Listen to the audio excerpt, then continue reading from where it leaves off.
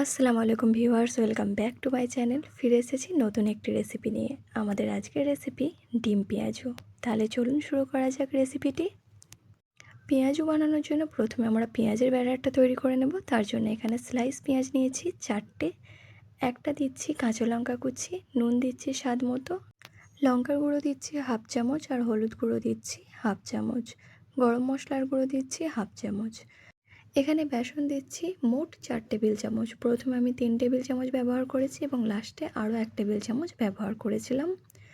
2 table চামচ দিচ্ছি চালের গুঁড়ো। এখন এই সব শুকনো উপকরণগুলো পেঁয়াজের সাথে ভালো করে একবার মিশিয়ে নিচ্ছি। মাখিয়ে নেবার পর এরপর অল্প অল্প পানি অ্যাড করে পেঁয়াজের ব্যাটারটা তৈরি করে নেব। এখানে পেঁয়াজের ব্যাটারটা শক্ত হবে, তাই প্রথম থেকে অল্প অল্প করে পানি দিয়ে একটা শক্ত ব্যাটার তৈরি করে নিতে হবে। এখানে আমার ব্যাটারটা ভালো করে হয়ে গেছে। এই পেঁয়াজের ব্যাটারটা এখন রেডি। এদিকে আমি একটা সিদ্ধ ডিম নিয়ে নিয়েছি। ডিমটা এখন কেটে নেব। আমি এখানে একটা ডিমের কাটার দিয়ে কেটে নিচ্ছি। আপনারা চাইলে ছুরির সাথেও কেটে নিতে পারেন। এখানে ডিমটা আমাদের 6 টুকরো হয়ে গেছে। এখন এই পেঁয়াজের ব্যাটারটা নিয়ে হাতের তালুতে রেখে একটা একটা ডিমের স্লাইস দিয়ে ভালো করে পেঁয়াজ দিয়ে কোট করে নিতে হবে।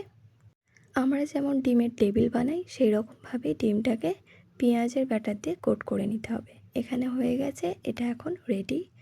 এখানে আমি সবগুলো করে নিয়েছি। এখন এগুলো ভেজে নেওয়ার পালা। এখানে আমি আগে থেকে তেল গরম করে রেখেছিলাম কড়াইয়ে। এখন ডিমের গোলাগুলো এর মধ্যে দিয়ে দিচ্ছি। এখন এই ডিম পেঁয়াজগুলোকে লো টু মিডিয়াম ফ্লেমে আস্তে আস্তে ভালো করে ভেজে নিতে হবে, যাতে ভেতর থেকে কুক হয়। জোর ফ্লেমে তাড়াতাড়ি করতে গেলে বাইরে থেকে লাল হয়ে যাবে, কিন্তু ভেতর থেকে কুক হবে না। তাই ধীরে ধীরে করলে বাইরে থেকেও যতটা মুচমুচে হবে, ভেতর থেকেও ততটা কুক হয়ে যাবে। এখানে আমার সবগুলো পেঁয়াজ ভাজা হয়ে গেছে। এখন এগুলো তুলে নিচ্ছি প্লেটের মধ্যে।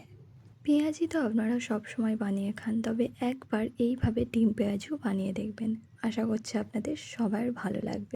আজকে এই ডিম পেঁয়াজুর সাথে সার্ভ করেছি ধনেপাতার চাটনি আর টমেটোর চাটনি। আমার আজকের রেসিপিটা যদি আপনাদের ভালো লাগে তাহলে অবশ্যই একবার ট্রাই করবেন। ট্রাস্ট মি, খুব মজার হয়। হ্যালো ভিউয়ার্স, আজকে আমি তোমাদের সাথে শেয়ার করব খুবই মজাদার একটি টেস্টি স্ন্যাক্সের রেসিপি, যেটা বানানো খুবই সহজ। তাহলে চলো শুরু করা যাক আজকের রেসিপিটি। এখানে আমি প্রথমে নিয়েছি 3টে সিদ্ধ আলু। আমি এখানে আলুগুলো ছোট সাইজে ব্যবহার করছি, আপনারা চাইলে বড়ও নিয়ে নিতে পারেন। শ্রেডেড চিকেন দিচ্ছি 1 হ্যান্ডফুল, একটা দিচ্ছি কাঁচা লঙ্কা কুচি, নুন দিচ্ছি স্বাদ মতো, চিলি ফ্লেক্স দিচ্ছি হাফ টিস্পুন, ভুনা কুটা জিরা দিচ্ছি হাফ টিস্পুন, আর গরম মশলা দিচ্ছি 1/4 টিস্পুন।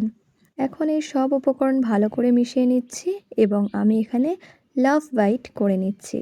এদিকে আমি একটা ব্যাটার বানিয়ে নেব। তার জন্য দিচ্ছি কর্নফ্লাওয়ার 1 টেবিল চামচ, ময়দা দিচ্ছি 1 টেবিল চামচ, নুন দিচ্ছি স্বাদ মতো, আর চিলি ফ্লেক্স দিচ্ছি 1/4 টিস্পুন। এখন এই সব উপকরণ ভালো করে মিশিয়ে নিচ্ছি।